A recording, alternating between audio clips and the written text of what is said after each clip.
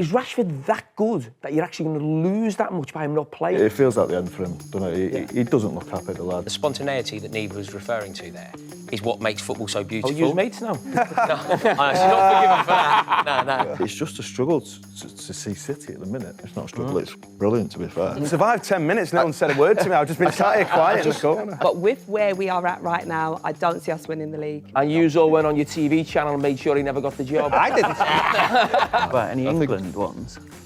England. No.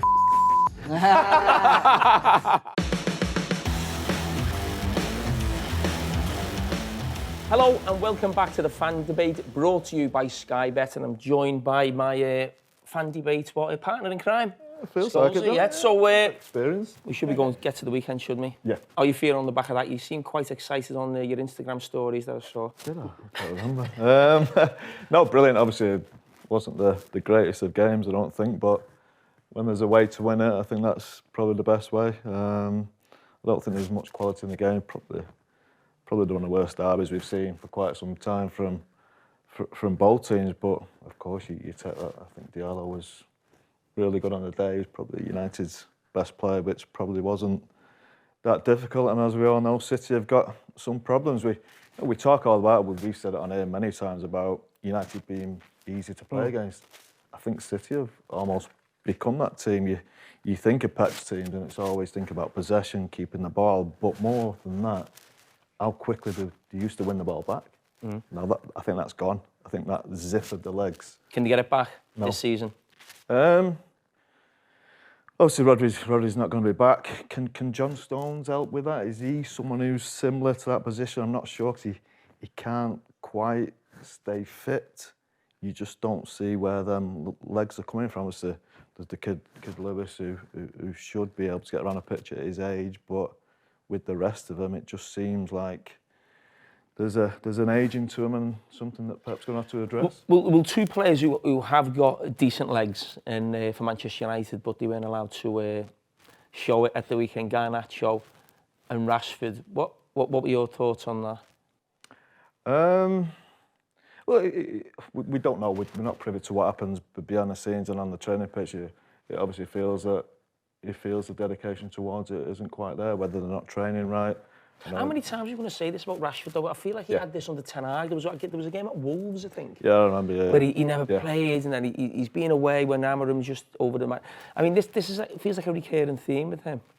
Yeah, look, it feels like the end for him, doesn't it? He doesn't look happy, the lad, when he's playing, even if he's scoring a goal. You're thinking, what's wrong with him? Is he getting the right support behind the scenes? I don't know. And you're right, it did happen with Ten Hag. I think he was late for a meeting, wasn't he, at the Wolves game. And again, he's been left out of this squad. I just think he's on and off the choice, on and off the field choice at the minute. Are just not quite right. Adam, what are your thoughts on Garnacho and Rashford? Scholes, you just said he thinks it's the end. I think the same. Are you of that mind frame? I'm a little bit torn on it. I'm a big fan of Marcus Rashford, so I've got a lot of time for him. I think when he's flying and he's on form, I think he's a fantastic player. And obviously, he comes through the academy. He's one of our own. You want to see players like that doing well. But it's been sad to kind of watch him play without a smile on his face now. I think a lot of this, like it was a survey, and I think he was like one of the most criticised footballers or athletes on social media worldwide, up there with like LeBron James and stuff like that. And I think some of the criticism he gets, I mean, he's got the right-wing press on him as well because of what he did in terms of like helping kids want food and stuff like that, which is mental. But I think there's a player there, and I want to see Marcus Rashford playing with a smile on his face again for Manchester United. It'd be so disappointing to see him leave and rediscover himself, find his form. But like you say, he's not playing with a smile on his face. At times it looks like he doesn't want to be there. And it could be a case that he needs a fresh start, United need a fresh start, and it's best for him to move on. But you look at his record, I think 6 players have scored more Premier League goals for him, for Manchester United, than him. So it's disappointing to see that happening with him, but he's got to get it right. He's got to start training right. And I think Ruben Amarim's shown that if you're not performing, you're not training, you're not going to get into the team. So do you know what? When I was watching the game and Ruben Amarim had made the decision, and managers always make this decision. Every manager, especially at a big club, comes in and does something early on, and everyone goes, "Oh, he's showing the dressing room and all that." I actually think it was the biggest open goal for the manager to make himself look strong, because if I'm being honest with you, is Rashford that good that you're actually going to lose that much by him not playing? So it's not like you're leaving out your top man and it's going to affect your team, but you're then sending a message to the team. I'm not sure he's in the best team, actually. So I think it was brilliant for the managers to do it. Everyone's talking about, because Rashford's always a huge talking point, but I don't think it actually took anything away from the team. My thing with Rashford is, you've just mentioned LeBron James there. It's like, I think we talk about Rashford too much, and I know we are talking about it on this show. Yeah, we're not talking about Garnacho, we're talking about him. I know, but it's like, I don't think he's that good a player for the amount of times that we spend probably talking about him and the attention he gets. That's my feel. It's not like Beckham. When Beckham was, and he was maybe having a bit of a thing with Ferguson, but it was Beckham. He was, he's a brilliant, amazing player. He was a big name in the papers, but he's not even in the England squad. I think when you look at the pressure he's under, and I think a lot of people compare it to the pressure that Scholes would have faced, or Giggs or Rooney or whoever. But one of the things, two things, they didn't have to deal with social media, which I think is massive. And to say players don't look at it would be a lie. I think they clearly do. They're well aware of what's going on. They're well aware of how they're perceived in public. But also, when Scholes and Giggs and all these players were going through bad times, they had Sir Alex Ferguson there as the figurehead of the club. They had a dressing room full of captains, full of leaders, someone that would pull you into line if you were falling out of favour, or if you were doing things wrong off the pitch. I think it's kind of like a symptom of the problems that have been at the club for so long, the culture at the club, and we have to change that. But it does feel like maybe too much has gone on. But again, I kind of say, like, I want to see Rashford playing for Manchester United. I want to see him succeeding at the club, and that's why it kind of disappoints me a little bit. And it would be a sad thing to see him leave. I'm a big fan of his, and when he's on form, he's absolutely fantastic. But we haven't seen it for 18 months. I agree, Adam, with that. I hate seeing local lads leave, especially when they're so tired. I remember when people like Danny Welbeck and then were left and just cast aside a little bit. But I think the thing with Marcus, he was that good 2 years ago. He had that season where he scored 30 goals. He's just never managed to get to that level again. And that's why he gets the sticks. He produced a standard.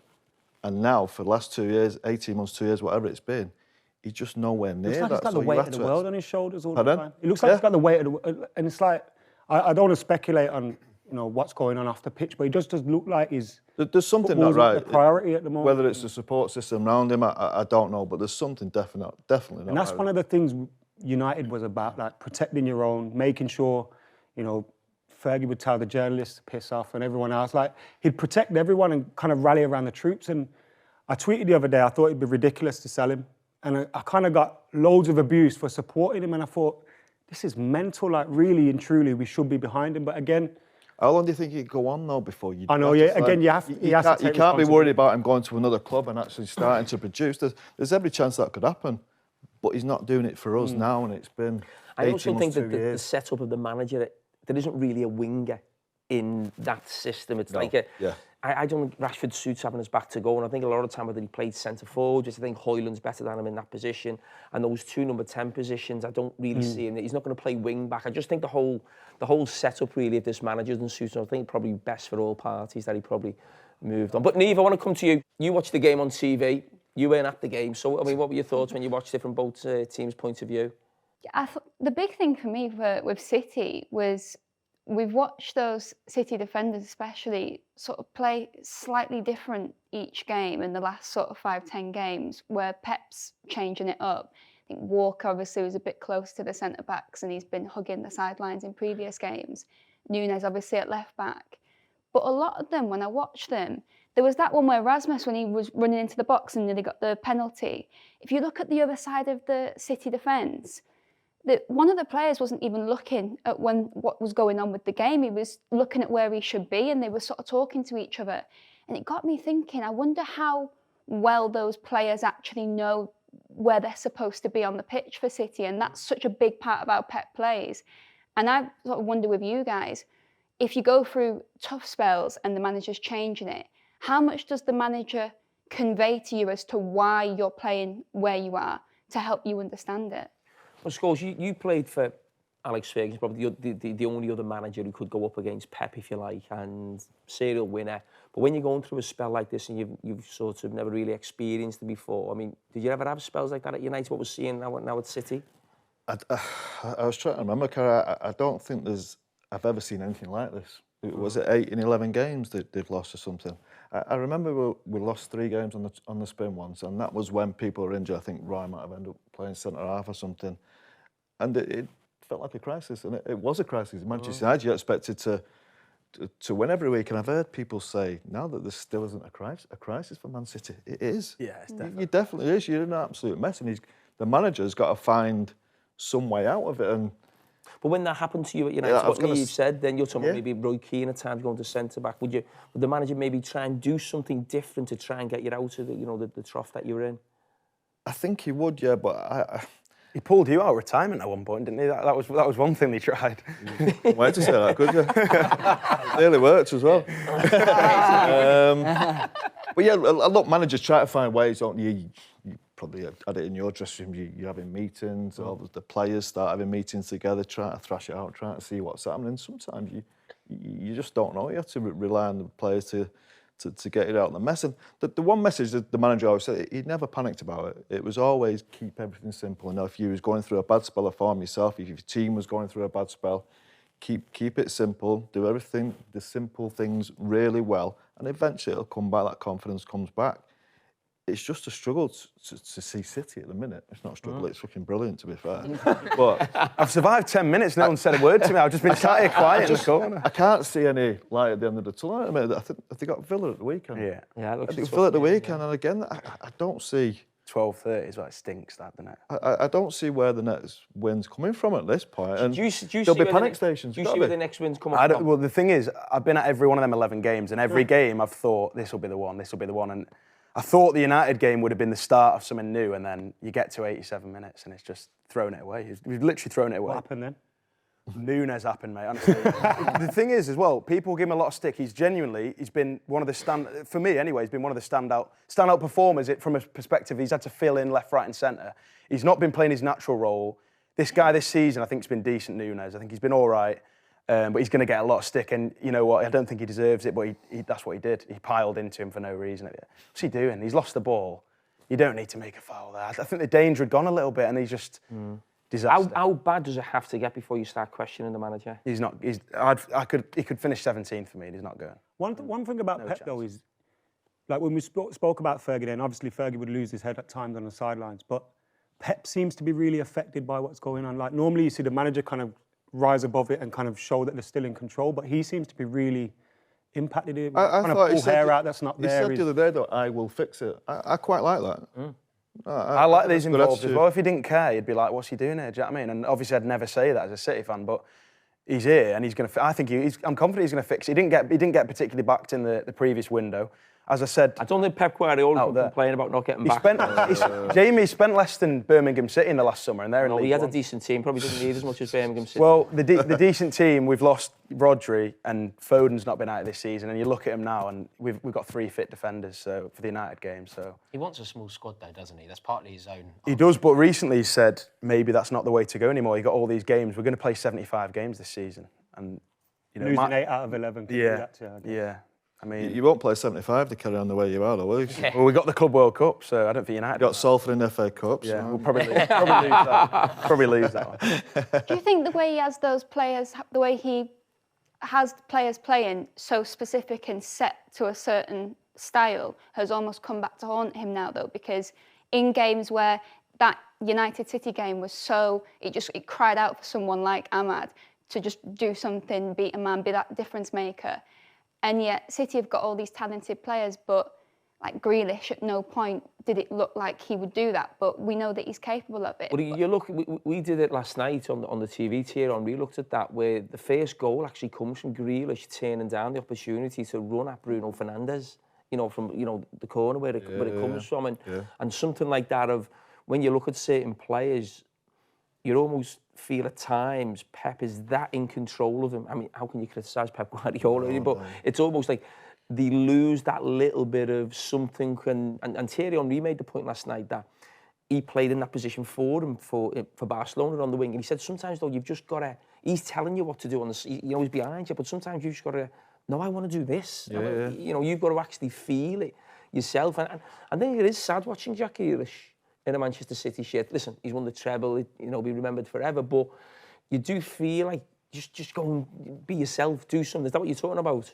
Yeah, and I think as well, because there's a bit of a transition with City with their attacking players, that they're like Savinho on the other side, Doku, they've kind of been unfortunate with the timing that the attackers they've got, they're not used to all this winning that the other City attackers had, so they might not have the confidence to do that, what you're saying, and they might just be thinking, what would Pep want me to do? Because you don't really want to go against him. But that's where the players around him, he's got brilliant experience who have been used to that for the last 6 or 7 years, haven't they? You think De Bruyne is Gundogan who came back. Phil Foden's been successful. Haaland, brilliant centre forward. Do you not think the recruitment's been poor though the last couple? Yeah. Which is weird for City, but sort of like losing Mahrez. He was in them games, maybe not against United, but a lot of games he'd come on and score or they'd play him. Losing Cole Palmer's the one where you look and go, how did anyone allow him to go out the club? It's berserk.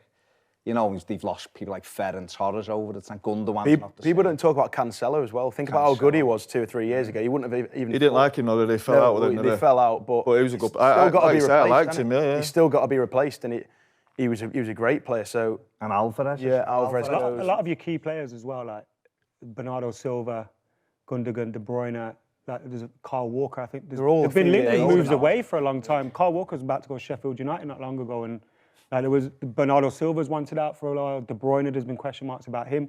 You bring Gundogan back from, sunny Spain, and he probably don't want to be there. So I think the thing is with Gundogan as well, he's come back expecting to play 30 games, and he's been put in the team every week. The Rodri injury, obviously, a lot of stem from that. It's not just that that's the issue, but again, like I said, the recruitment for me. It is a shame, though, isn't it? Like, the spontaneity. No. Just it's not necessarily a shame for their demise. I'm thoroughly enjoying that, but just for like the individual players involved, like the spontaneity that Nieve was referring to there is what makes football so beautiful. Oh, you're mates now.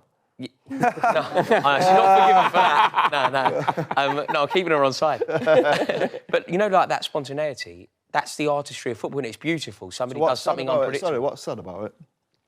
It's sad because Jack Grealish, if we use him as an example here, he could be doing something historic in a Manchester derby that would live forever. Your moment when you scored in the cup when they brought you out of retirement and you had to buy boots in Sports Direct or whatever, so the legend goes. Paul Pogba stopped Man City winning the league by scoring for Manchester United. You can remember moments, Sean Wright-Phillips pinging him in. Gundogan after 12 seconds, mate, what about exactly. that? You have those moments that live forever, and that's football. That's what it's about. Jack He Grealish, hasn't I think, is scored for capable over of a that. year. But we know he's capable, don't we? It's kind of tactical. It's as if his wings have been clipped. And I think that's sad. Yeah. Do you know what, sometimes, as a player, you sometimes have to forget what your manager's saying. And I know it's... That's what he said last year. I think... Well, sorry, I didn't say it. But you weren't listening. I was watching Fleetwood. But you just have to forget about, even sometimes when you're going through a really bad run, as some players are, you've just got to take responsibility yourself. Try and remember what you used to do that was good. And you think of Jack Grealish, especially at Aston Villa. Look, he's had times at Man City where he's been right. As you say, he's not scored a goal for a year or had an assist even. I don't think. He has to look back and think, what was I good at? He was brilliant at going people, he's bouncing the ball off the centre forward, hitting the ball into the top corner. So sometimes what your manager says to you, just forget it. And I don't like admitting that because, Sir Alex Ferguson, but when you're going through a bad patch, sometimes just take responsibility yourself and say, this is up to me. He can't come out on a pitch and play for me. He can help me as much as he wants from there. But I'm the one who's got to go out and do it. Is there a lack of responsibility? So I think you said the stat about Grealish. Phil Foden, I think, has scored 1 Premier League goal. Is it responsibility? Something's been really strange with Phil Foden this year. He hardly played a game in the first part of the season. Now you expect him just to come back in and be the same Phil Foden that there has been. And again, when you're that type of player, you'd call Phil Foden number 10, wouldn't you? You need that solidity behind you if you're going to flourish. And that's where we all know that Rodri's been missing.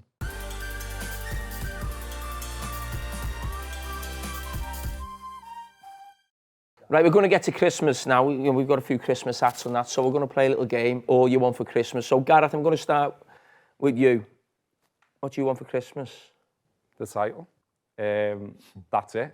I mean, Liverpool won the league in my lifetime, in my match-going lifetime, if you want to call it that. But we were on that superb charge in the COVID season, 26 out of 27, and then we didn't get to do the good bit at the end.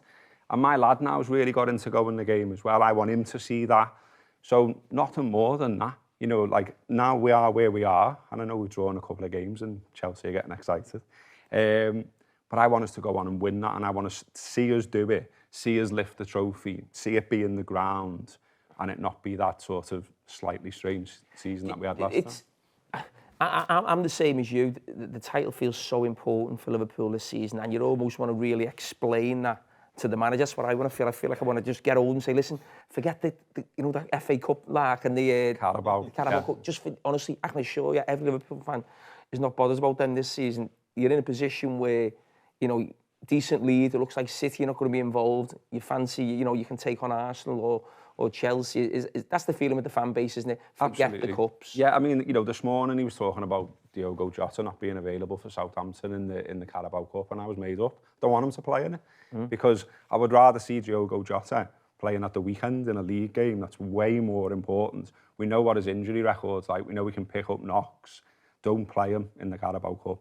If we can win the Carabao Cup, essentially playing the Rezzies or lads who are in and around the squad, then sound, and that would be great. But it's so far not a priority. Now we've got to where we've got to.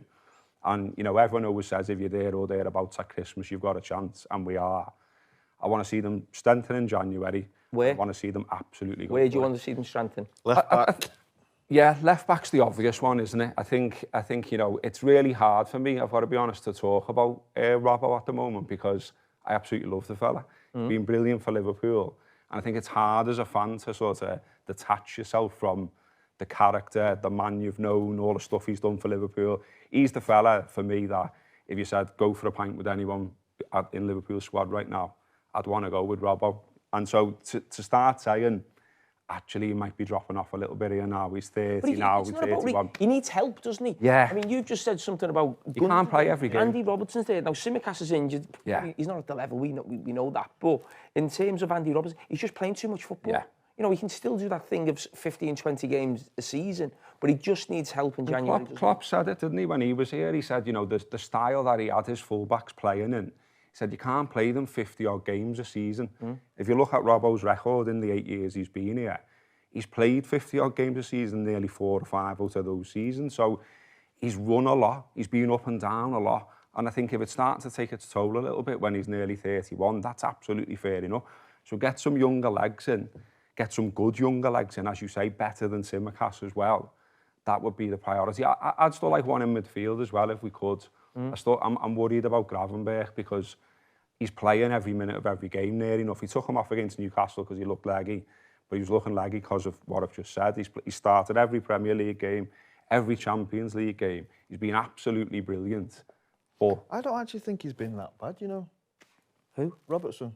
I know he's made a couple of mistakes. played well big against one. Verona, yeah, which was only the other day. Yeah, no, I don't actually think he's been that bad. And he looks the type of player I know we spoke about early in the season as well, because he was in and out a little bit in this one. Yeah, he was swapping. I think he's the type of player that needs to play every week. I think he's just having that thing, Scholes, where I've been there as a player, and Gary speaks about this a lot. Fullback is the one area you can get really exposed where you almost feel alone. At centre-back, you're okay, you can get a midfield player, you can just... Sometimes you can be left alone out there. And I think it's that thing of, not even that he has been that bad, but the more people talk about it, you think the opposition and think, oh, it gets in your head. Yeah. And then, oh, we'll target that side. So you're actually getting asked a lot more questions than you normally would do because this narrative starts, especially around defenders when you get to a certain age. I had it. People keep telling you every time you had a bad game, it's because of your age, and you're thinking, I had loads of bad games when I was 23. You know, it's just, but that when that narrative starts and people start speaking about it, it gets in your head, it gets in the players you're playing with. Well, that's what teams will do. They'll start targeting it. Even if it might not be a weakness, but just because of what's happening to him now, and he's making mistakes, people are just going to target that area all the time. We'll try and edit this bit out so he doesn't see it. Then. Sorry, Robbo. Charlene, what do you want for Christmas? What we've been asking for some time, a striker. That is what we need desperately. As we've seen, you know, we've been getting most of our joy from corners, our open play. We just ain't been able to score goals, and it's been a concern for some time, and it still is. So yeah, striker is definitely what we need. Do you think it's necessarily a striker or just another top attacking player? Because I look at Martinelli, and I actually think probably 3 years ago, when this team was just getting built, it felt like Odegaard and Saka and Martinelli were all sort of like, almost at the same sort of level, looking like they could go on and become top players. I think the other two have.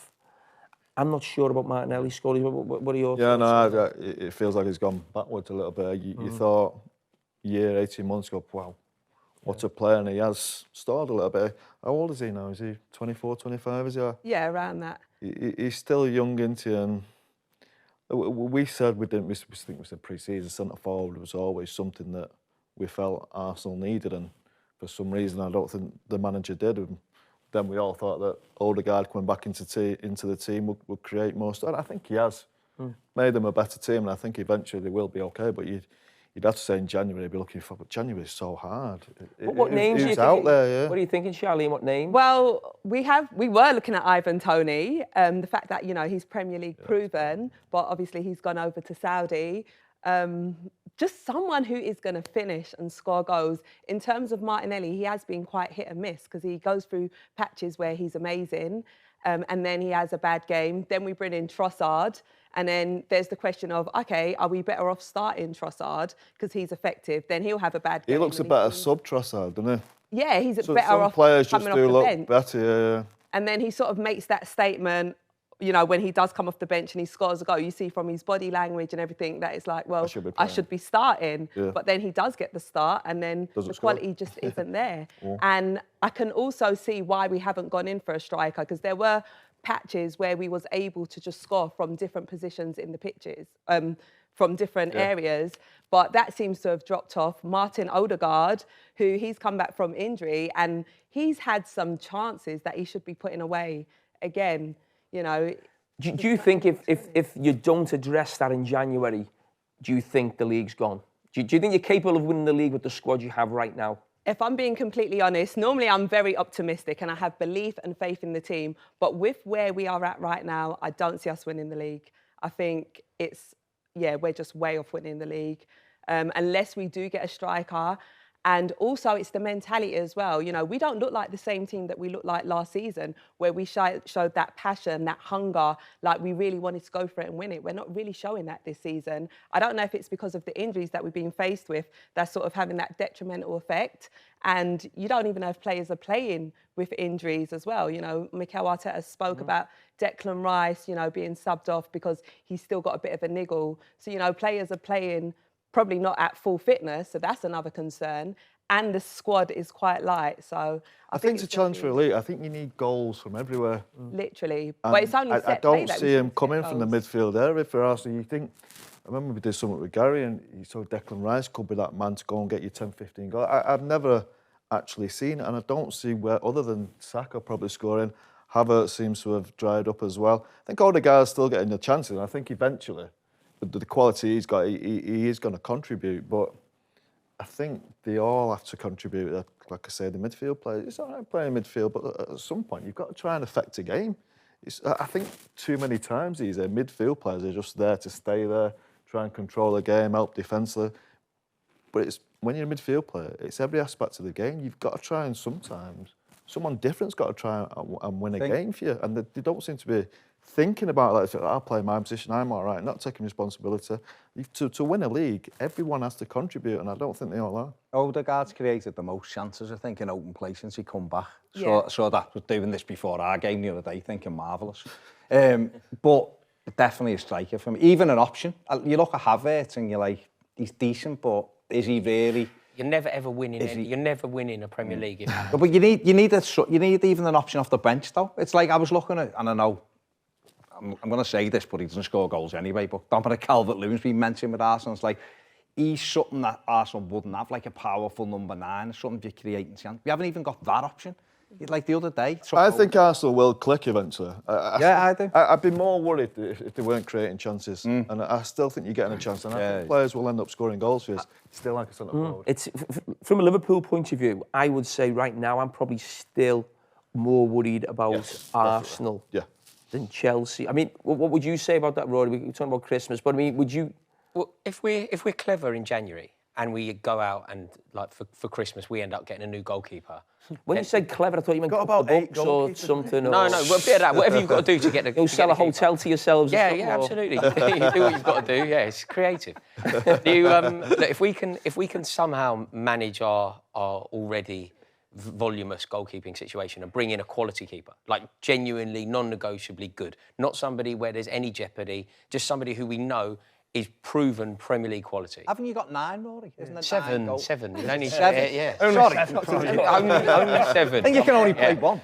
No, no, but they're not. No, I agree. Nobody's good enough. Do you know? I'm like they're just not good enough. And sometimes I think, and shows like this are great for it. You know, like demonstrating the more cryptic side of football, like going deep and analysing the stats and whatever else. Sometimes it's a really easy game, isn't it? And sometimes you just go, can you realistically win a league with Robert Sanchez as your goalkeeper? Give us the name of a keeper then. Kelleher? I mean, it would be wild from Liverpool, Absolutely but not. I mean, Chelsea have strengthened Salmon. rival. No, I know it. Liverpool are very well run, and I doubt they would do that. But there was a time, a decade or so ago, when I genuinely believed that Arsenal would win a league if they had a good goalkeeper. Mm-hmm. We sold them check. Like we facilitated that for them, and ultimately they bottled it again. But I thought. I mean, Rory, what you just said then is when I think of teams who win the title, a goalkeeper is such a big. You think of where it started with United. We all talk about Cantona, but Schmeichel was just a massive.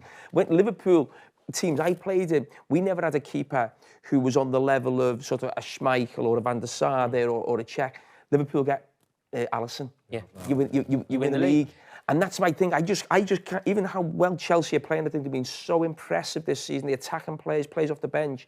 I just can't picture that. Exactly. The goalkeeper lifting. It doesn't happen. And also the centre-backs. I don't think of that one, the John Terry figure, the Vidic or the Ferdinand figure, and the Van Dijk figure, the Ruben Diaz. I just don't see one of them at Chelsea. So that's Did the you see thing. Wes Morgan at Leicester, though? I know that's okay. That's That was the one. it. Yeah, it was such an anomaly, though, wasn't it? It That's- was listen, such an anomaly. Maybe it is that. But that was Who like they won knows, it with but- 77 points, though, didn't they? And But they that's also, not but they happening did this also have season. Kasper Schmeichel, who was very, very Yeah, good. but that's the thing why I still think of Arsenal, even though you're in such better form, the football you're playing, the goals you're scoring. I just keep thinking of what Arsenal did the second half of last season and thinking, as Scholes, he just said then, I'm almost waiting for that to come back at some stage. If we were to win the league this year with Robert Sanchez, it would be making history. We would be the first team to win the Premier League with a distinctly average goalkeeper. Like, nobody's done that. Like, Schmeichel was mentioned there, and I thought Kasper Schmeichel, he is probably, him or Jens Lehmann, perhaps the worst goalkeeper to have ever been number one for a team that wins a league, and they were both fantastic. So that's the level that you have to be to be a goalkeeper that ultimately wins a Premier League. And Robert Sanchez is just a million miles from that. So if we're clever, and look, you do mention the centre-half issue, that's, if I could have 2 presents, you go for you can have 2, go on. We'll have a centre-half as well then, why not? Yeah, Go it's on. my lucky day. We'll have a centre-half as well. Because I just think that we could do... I think Levi Colwill will be a very good player. He's good. He's the one that you'd nail. You're at. Do you know what I feel like both of our centre-halves are? You know, the way that... When say, Gary Cahill was playing with John Terry, Gary Cahill looked a far better player than when he played without John Terry. Yeah. What we have is 2 Gary Cahills. Both very good, both very capable. They need to play with this. But if the timing was slightly different, if it was Levi Colwill and Thiago Silva, all of a sudden the back line elevates to a totally different degree.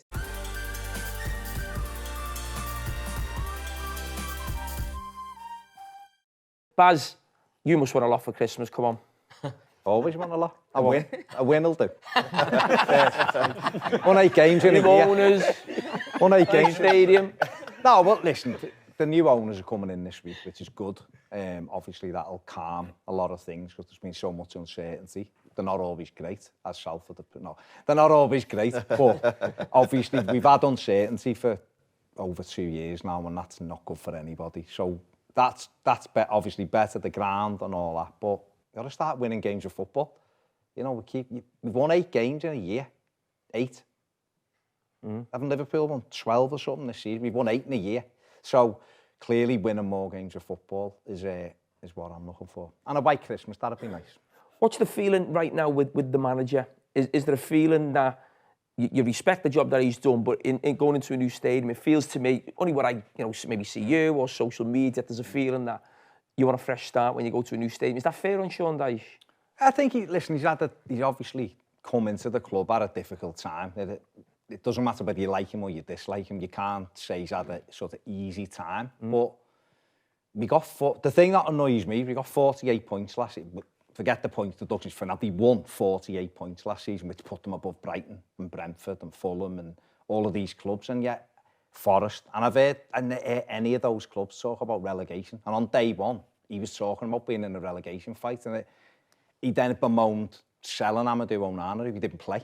So it was he wanted to sell him, he didn't like him. Oh, exactly, he didn't like him, so he didn't play him, but then he moaned up. You know what I mean? It's that kind of thing of like almost engineering that back in so I can achieve what my goal is kind of thing. I don't really like that. So I think where I am with it is I personally just expect the new owners to replace him soon anyway, because that's everywhere throughout history when new owners go into a building, they want to put their own mark on it. So therefore, that's what I think. You know when you talk about the manager as well, but obviously the sporting director is Kevin Thelwell. Kevin Thelwell, yeah. You know what I think about Sean Dyche in Everton? From when he came in, any player he's bought virtually, they're still not really in his first 11. Maybe Ndiaye this season, but if you go, Pickford was there before he come. The left-back Mikalenko was there, Branthwaite was there, Tarkovsky was there, Dwight McNeil was there, Calvert-Lewin was there, Decore was there. Was Guy there? Well, Guy had been there before. No, Guy was there. Guy was there. Michael Keane was already there. But they haven't spent loads of money. You bought a lot of players. There's about 5 or 6 players, about 15 to 20 million. They don't play.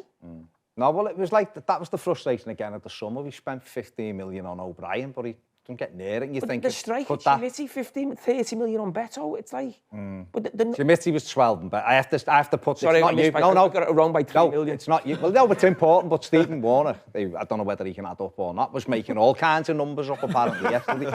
So Beto was 26, Schmidt was 12. However, the point still stands, doesn't it? Schmidt's one who they think will be the 9. They've massive hopes for him at the club. He's played about 4 games. No, I know, but he's a young player, I'm saying. That's what the hope he develops into. Beto, basically, let's have it right, they got him because they could get him for nothing, basically. We'll pay you next year. And when there's no money, you get what you can, but it hasn't worked. And there's too many of them where you go, yeah, we spent money and not big amounts, but you know, we'd have just put that to some pace. Because there's no pace in the side. It's like, you could have got someone who can run. Everybody else has got, you see teams roll up and they've got 1 or 2. This squad, though, I will say, and I've said it all along, this squad is good enough to be halfway up. No higher, but halfway up. Shouldn't be only have won 3 games of football this season. It shouldn't have done. And yet, Saturday was the perfect game for Sean Dyche, because that's his MO, that's what he's good at, will defend, and he defended brilliantly. That's what he needs a pat on the back for. I think people's issues is, how long do you stay in a war mentality for? There's a lot of teams in this league where if you go after them, you beat them. And we don't. We always don't want the ball. And I think that's people's frustration. Not so much has he had a difficult time, because he has had that. It's been difficult, it's been uncertainty, but there's a time where you have to go, no, we have to move forward now. We can't keep putting ourselves back to day one of wartime mentality. His first thought is always, let's not get beat. Yeah, I think he'd take 38-0 if it was offered for, and you'd be safe. Yeah. No, but I do, and that's not a bad thing. He can't expect him, if he's done that all his career, expecting him to play like Ozzy Ardiles years ago with 9 up front and 1 at the back. You know what I mean? It's not going to happen. So getting frustrated with that doesn't really change anything. That's just where it was. But I actually think these have had 4 managers already this season at Roma. So I think they'll come in and go, we actually want to move things on. And I think that's what will happen, and everything else from fun. Dave, the Wolves fan, have you had your Christmas present with the new manager coming in, Pereira? Yeah, it's been announced. Similar to Baz, to be fair. A win would be nice, but Premier League survival for us is key. The manager's an interesting one. Don't know a hell of a lot about him. Got an interesting CV. Been here. Sorry, can I just jump in? But is he the guy who? Yeah, he went on Sky Sports. He's the guy who gave a car crash of an interview and talked himself out the Everton. And you all went on your TV channel and made sure he never got the job. I didn't. I didn't. The fellow only done an interview. No, there was a lot of fallout from it, yeah. But he also likes wearing the captain's armband on his. Yeah, no, I listened to that on the way up, because I thought it was a couple of years ago now, but I remember the Everton fans had graffitied Pereira out and Lampard in. So, out, he wasn't even in. Yeah. So, the interview was strange, really strange, almost to sell himself. But look, he's had a lot of success, but that was almost 10 years ago. You know, he's won league titles in Portugal, Greece, Turkey. But But I think defensively, he's a lot better, in terms of structuring a team than what Gary O'Neill has been this season. It's been an absolute disaster defensively, with set pieces in particular. You see the numbers of goals that we've conceded. Saturday again, Ipswich had to win that game. We were poor for 75 minutes, get ourselves back in the game, then 93rd minute concede another corner.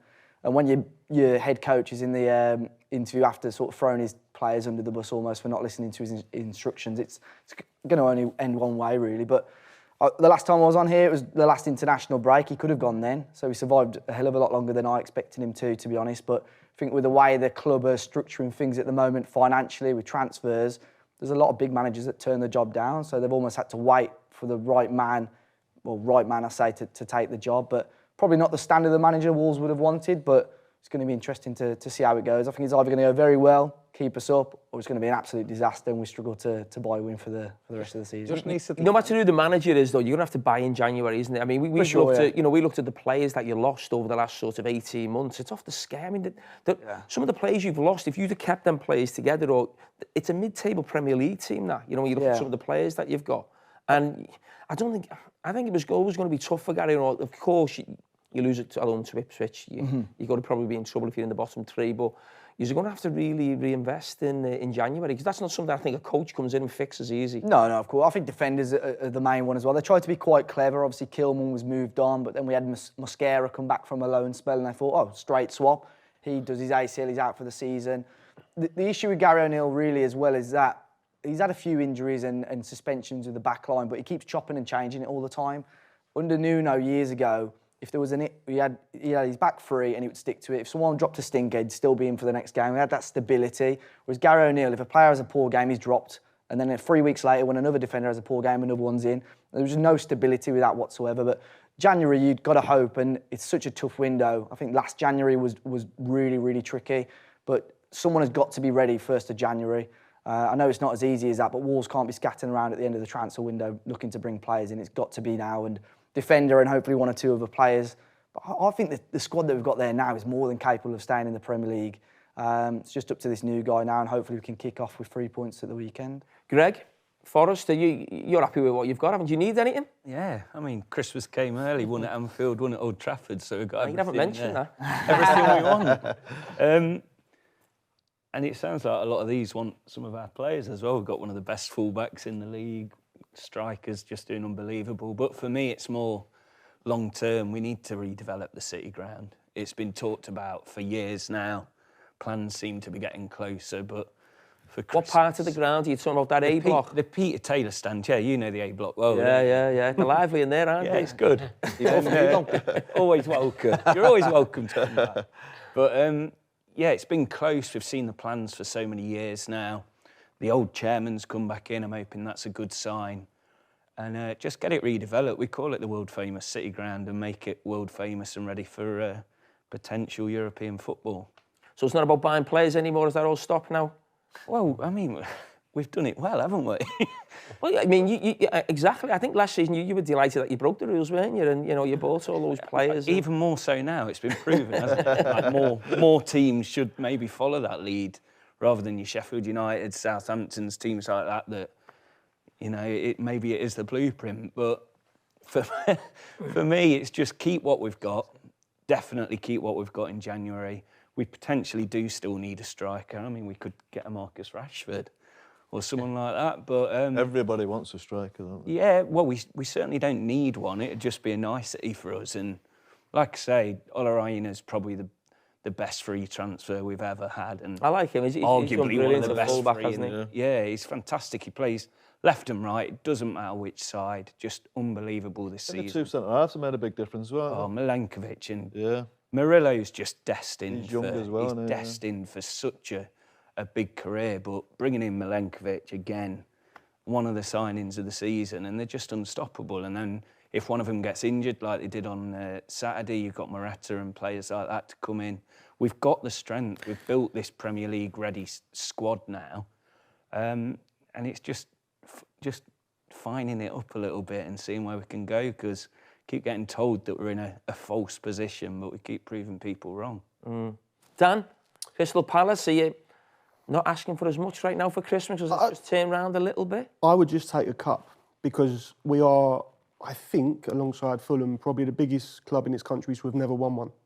And I know that's obviously a lofty ambition. You don't necessarily expect it, but we've been in 2 FA Cup finals, took United to a replay in 1990, got a manager now in Oliver Glasner that's won the Europa League, and I don't think the team is a team that should be around the bottom 3. I know we have been until the last couple of weeks, but yeah, it would be great. I mean, we've got Arsenal this coming Wednesday, taking 6,000 to the Emirates. If we can get through that, we're into a semi.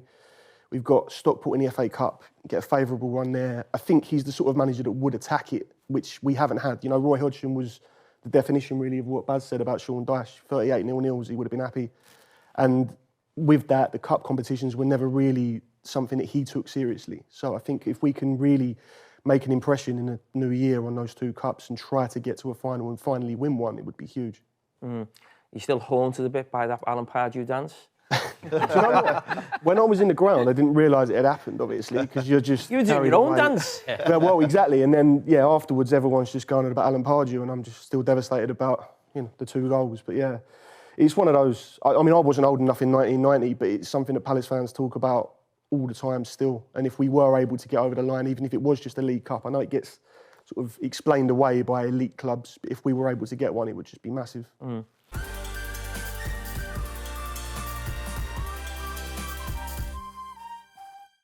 Right, we're going to finish one with Scholesy. So are you aware what this question is? Have you got them up your sleeve? It's very hard. Adam's going to help me here, I think. OK, the 6... I've not asked him yet, I ain't got a clue. The 6 best goals that have ever been scored on a football pitch that you've been on. Yeah, it's very difficult. Yours against Villa at Villa Park's definitely up there. I weren't counting mine. I'll chuck that one in then. All right, yeah. I could have had 6 of them, actually. What about Wild? I've got 3 that stand out. And probably Rui van Nistelrooy against Fulham. What about, you remember his goal against Basel? Yeah. I always think that was better, from that... Better than against Fulham? I know what you're saying, but from the angle where he's kind of taking it in... Yeah, no, that was a great goal, yeah, but Fulham, there must be better goals than that. Yeah. The Fulham one, anyway, where he beats 4 or 5 people and finishes, done a great... You'll remember it, won't you? David Beckham, Wimbledon. And I think probably the greatest ever United goal was Ryan Giggs in the semi-final. Yeah. Were you playing against Newcastle when Wazza scored the volley? No. That was a great goal. Yeah, that was a great goal. Yeah. Behind that, Help me, I need 3 more. That one's great. I think some Liverpool. Stephen must have smashed one in. Didn't you score one? John Arne Rees. Oh, you're talking about even the opposition? Against, oh, that's what I'm talking about. Yeah. You scored a blinder at Bradford. Is that right? Yeah, volley. Yeah. Do you know when I got this question, I was thinking of other goals. I weren't really thinking of my goals. Yeah, but if your goal is one of them, then that's fair enough as well. Yeah, I'm just trying. But that Bradford goal was sensational. Was you there when Rooney scored the overhead kick? Was you playing that? Yeah. Rooney's overhead kick against City. Yeah. Against City. There was a goal at Charlton.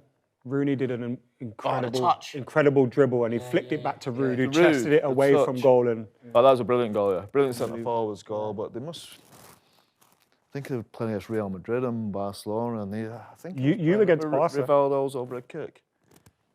Oh yeah, in the 3-3. In the 3-3, yeah. Yeah, that was a great goal. I think Figo scored a great goal.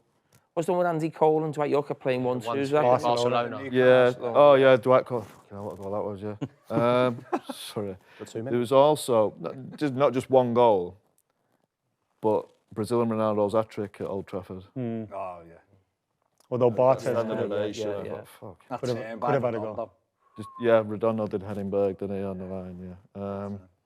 I don't know why. Cantona against Arsenal was good. The Cantona chip. Sheffield United? No, at home. Sunderland. Sunderland. I didn't play Sheffield United, yeah. Oh, that was some goal. Beckham had a few. There was a chip at West Ham when he just first lobbed it over the keeper. Yeah, played in that game. And Deportivo La Coruña as well. Did you play at West Ham and Rooney scored from the half-final? No. The goalie made it look rubbish because... Yeah, I didn't play in that game. I didn't get in that one. No. But any England ones? England... Joe Cole? No, you're fucking shite. Really? Joe Cole's against Sweden, if you want. Yeah, Joe Cole against Sweden was good. No. I played in that game. Right back. When was Zidane's free kick? Oh, France, yeah. The ball gets stuck in the net, doesn't it? that kind of spins in the net. JMO, yeah. Gerrard putting him through on goal. Not done me. Yeah. So we've locked in the 6. So we've gone. No, I don't think we did. That's 25. 3. Scholes in Villa, Rude Fulham, Yeah. Beckham Wimbledon. Yeah. Giggsy Arsenal. Rooney, The overhead kick. Rooney, yeah, that's 5. Oh, Rooney. And Oh, did you say Rivaldo? Why is it 6? If there's Why any not 5? Top 5's great. 6 just sounds a bit like you're just doing it for the sake of it. Super 6. Super 6. Oh, Super 6, fair enough. Real Madrid then. You said Real Madrid, all the goals. Ronaldo. Yeah, Ronaldo. R9, greatest striker ever. Yeah, I must have forgot some good goals. I must have. Probably some of your own. Yeah. Well, that's it for another episode of The Fan Debate, brought to you by Sky Bet, and hope you have a lovely Christmas and a happy New Year.